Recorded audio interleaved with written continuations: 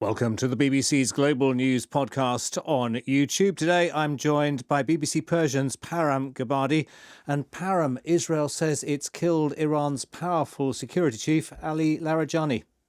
That's correct. So Ali Larijani is the secretary of Iran's National Security Council. This is the most important body in Iran's political establishment that deals with security issues internally, domestically, and foreign matters such as nuclear negotiations. But generally, Larijani was an extremely important figure. He was known as a bridge between the political establishment and the Revolutionary Guards and the military side of the Islamic Republic, because he was a politician, however, and diplomat as well. However, before that, his background, he comes from the Revolutionary Guard. Revolutionary Guard is the parallel army, if you may, of Iran that is extremely more ideological and really loyal to Iran's supreme leader. So he has that kind of background. Plus, he was, for 12 years, he was Iran's parliament speaker. Apart from that, he was the head of Iran's national television and radio. You should have, security clearance to be able to run that organization. But he was Iran's chief nuclear negotiator for 2 years as well. And he oversaw the massacre of Iranian protesters just in January. And because of that, he was sanctioned. He was put on U.S. sanctioned list as a result of that. So not officially the leader, but particularly after the assassination of Ayatollah Khamenei, in some ways, he is running Iran.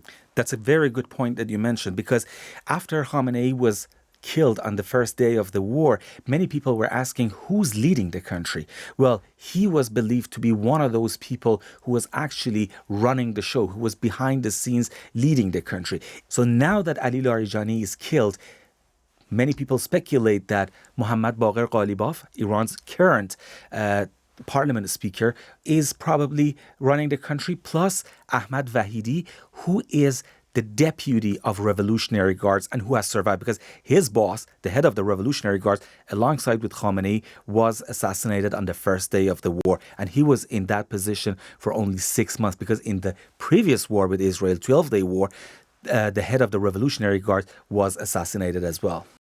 And I notice Israel says it's assassinated him, but you are talking about him in the past tense. We can be reasonably certain, can we? So Iran has not confirmed that. What we know is that there was a written statement issued by him, read by a news anchor, and no audio and no visual, no video of him has appeared yet.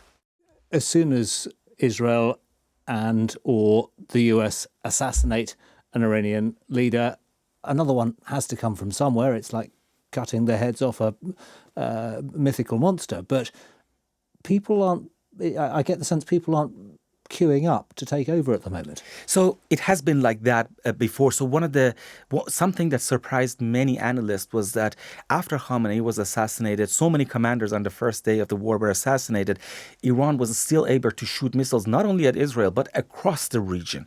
So yes, they have decentralized their command center. So apparently every unit is responsible and they've received instructions before where to attack and how to attack. But if more and more leaders are being assassinated in targeted assassinations like that, it somehow creates fear among the regime supporters. So we have to see how resistant this theocratic establishment is towards such assassinations, and if they can survive this kind of assassination. Let's not forget, Larijani comes also from a very influential family. It was not only him. He has several brothers who are in politics.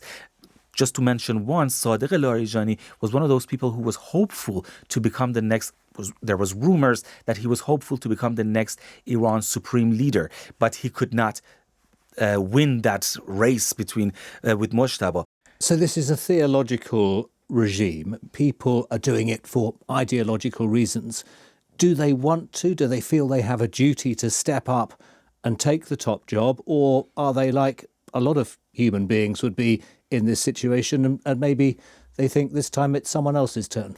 So I think it's a mixture of a few different things. For example, when we see that there are so many assassinations and the leader is killed, and still this this regime is in power. And not only that, but also the Revolutionary Guards are functioning. So definitely they have some base supporters who are their ardent supporters, who are ideologically driven, and they are not disappointed and dismayed and discouraged to see that their leader is gone. So a part of it is like that. However, definitely there is a group among them as well that they're doing it for opportunity because it's well paid, because there's a lot of, financial and economic advantage in being part of that Revolutionary Guard. So is it possible to say who is next in the line? So Mojtaba Khamenei has assumed power for now, but we don't know his whereabouts. We don't know how well he is, if he's in a condition and in a shape and form to be able to run the country or not. But what we know is that as the war is going on, so Ayatollah Khamenei was known to be this ideological leader. But as we see, as the war is going on and people like Ali Larijani and his like are getting assassinated, the regime is becoming more belligerent and more ideological. So one of the things that many people worry is that this regime stays in power and the war will be over and they're in power and this becomes a police state. So it becomes from a theocratical establishment into a police state of Khamenei dynastic Islamic regime. Benjamin Netanyahu, Israel's Prime Minister, says the Larijani killing gives Iranians the chance to overthrow their rulers. Is that still possible?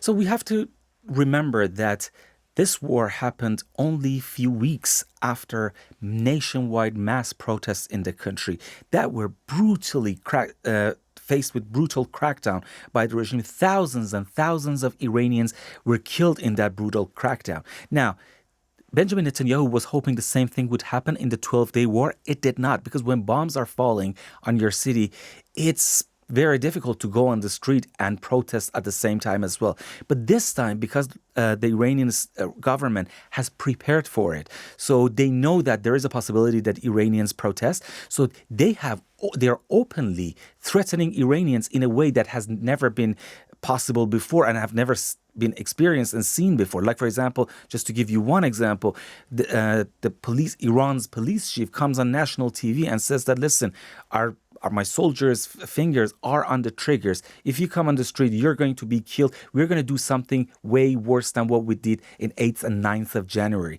So they're not implying to kill you. They're explicitly threatening people that they will be killed.